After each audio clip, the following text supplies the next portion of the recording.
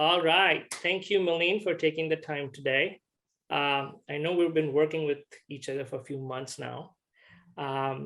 If you could just tell the audience a little about yourself and your business and what do you do, that'll be great. Okay, my name is Moline. I am a physician assistant. I own Shekinah Health and Wellness Center. We are a full service primary care in the Ormond Beach area, close to Daytona. We focus on really try to bridge the gap between alternative and traditional medicine and allow patient to communicate with us and give a full primary care experience that is different from what most people are familiar with. So that's what we do as a practice. Nice. Thank you for that. Before we connected, what did you do before you were working with us on the tax and the CFO side of things? So before I met you, Mr. Shaw, and I met your practice, I only had a bookkeeper. And I didn't really focus much in CFO and tax in the beginning of my practice. In the beginning of my practice, I had a bookkeeper. Pretty much every month, she gave me my books, and she had a meeting. She kindly had a meeting, and she did a great job going through the books. And then I review it, and I pretty much talked to her about any mistakes, and she fixed them. And at the end of the year, she didn't file her taxes. We had a different person who actually filed the tax. She just gave the report, and then that person filed the tax. So that's pretty much the extent. It was really bookkeeping work more than anything else. Got it. Got it. And on the tax side, what did you do? What did that process look like before working with us? So pretty much I pay someone $500 to $600 during tax season when it's time for us to file business tax. And what that person did is pretty much took the report, the monthly report, the P&L, and actually do her work. I never really interact with that person at all. Actually, I had no interaction with that person. The only interaction I had with that person is to pay them, and they just give me a copy of my tax once it's filed to review, and then I sign off of it. That's pretty much the extent of our interaction. Got it. Did they recommend any tax planning strategies or anything like that? No, there was no meeting. There is, like I said, no interaction whatsoever, except for me to sign. Got it. Got it. And at what point in your journey as a business owner, you realize something is wrong on the CFO and the tax planning side of things? When did you have that epiphany? When we started making money. When we started making, when we started making, after a year and a half or two, actually the accountant, the bookkeeper at the time, she brought it to my attention that we started to make some money. We were not in the complete negative anymore. And that at that time, she knew that we were in medical practice, and she knew there was a lot more option, a lot more things in regard to tax planning and in regard to, to just suggestion, recommendation. And she knew that she wasn't equipped to give us that. And she was kind enough to tell us that, hey, I'm a great bookkeeper and I do this for other small business, but I think your business require a little more, someone who knows a lot more about the medical field or knows a lot more about tax planning. And she was telling me pretty much that we are making a little bit more money now, and that we needed to focus on the tax side and planning side of things, rather than just just the day-to-day activities. So she actually was the one who brought it to my attention first, because she felt like we needed more support, and her company was not able to give the support. And she was kind enough to bring that to my attention. And she pretty much told me to actually start looking for people who actually just more than a bookkeeper. Got it. Got it. And how long was that was that wrong for? Like, how long did it continue? Did you let it slide? The relationship we had with her?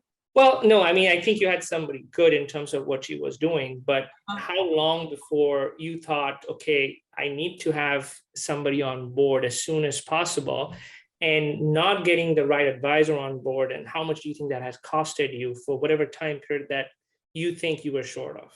When I think within, after 2 years of her practice, 2.5 years, she started mentioning it. Okay. And I think that after she mentioned it, it takes about like 6 months to a year, almost a year, before we actually sit down and trying to, okay, are we gonna do this, and should we do this, and what is the positive of doing this, and who should we go with? Interview different accountant group and figure out which one. It takes about at least 6 months for us to actually did that, for me and the other person that I have on board with me, to actually accomplish that and make that decision. Got Um, it. when it comes to how much it costs us, it's kind of very difficult to put a amount of money per se on that. But I would say that the lack of knowledge, of now that I am where I am, the lack of knowledge and during this time, that we had not able to make good decisions, not able to know what we do in regard to the tax, when you came to the tax portion of things. I would say that that probably would cost us anywhere between 25 to 50,000 if I was to put Yeah. an amount of money. But more, when you think about time, not just dollar amount, but the time and energy that we put toward trying to figure out things with little knowledge. So that's Got it. Got it. And then what changed through working with us? Well, the number one thing that changes education. Okay, is knowledge. Okay, that's number one thing that I always appreciate you, Mr. Shaw, and the company for is the amount of knowledge and the amount of patient to educate someone like me, who is a medical professional but has no knowledge in regard tax planning and business, and even simple things as reading P&L to the deepest level for a business, for the business success. So just that lack of the ability to give that knowledge and the ability to share that knowledge with us is one of the biggest change that happened in the practice itself, or in the interaction we have with the owners and the people who work with me here.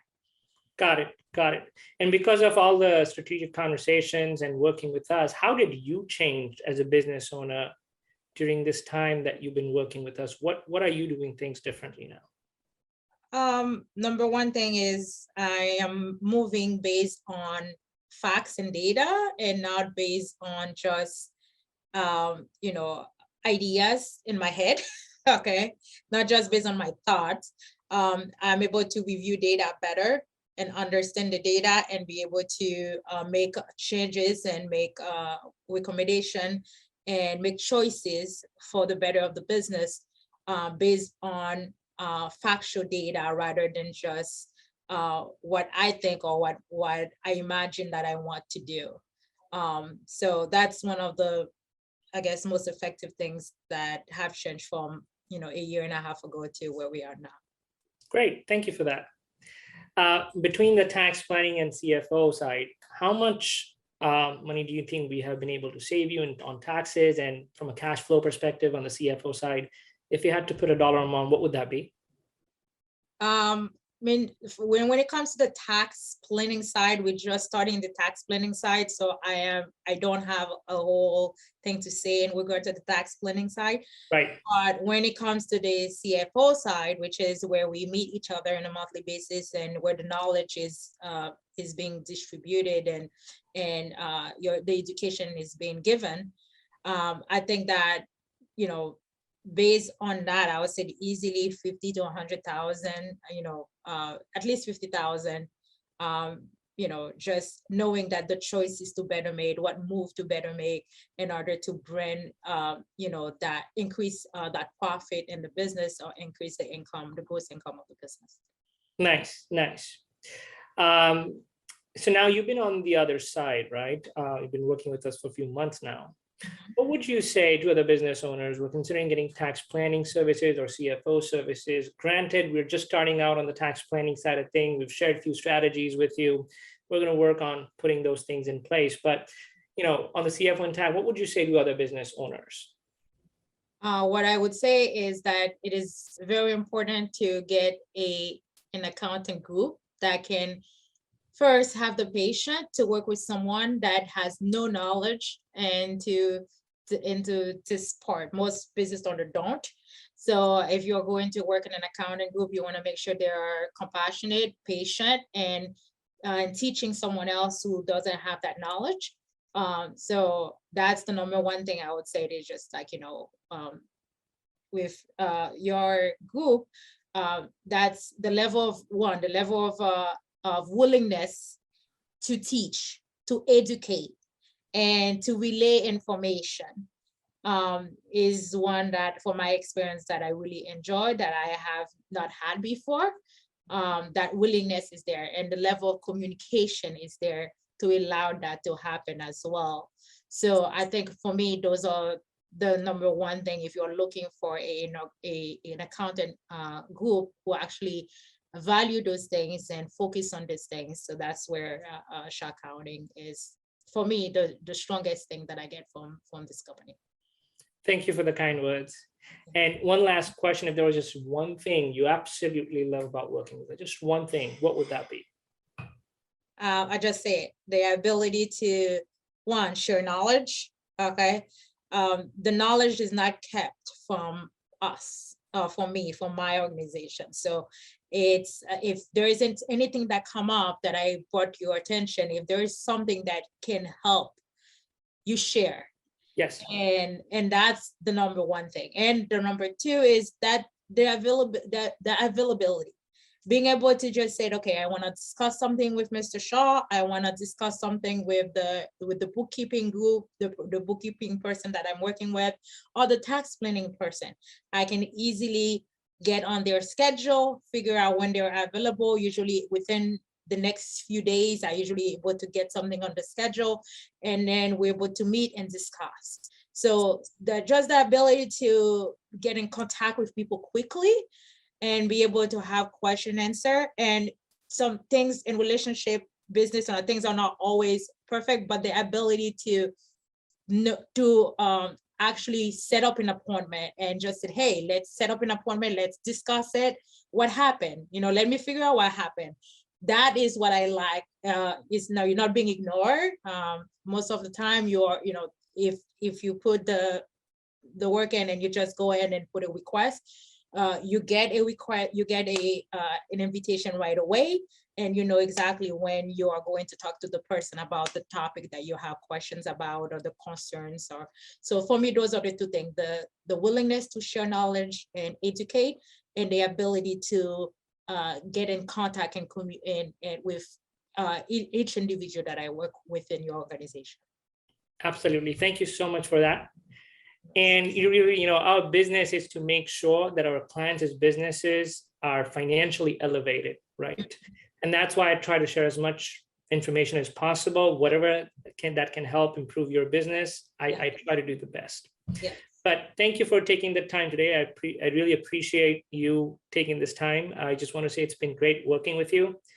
Yes. And our team absolutely enjoys working with you and your team. And we look forward to getting you more and more results quarter after quarter and year after year. Exactly. Thank you so much. Thank you. Guys.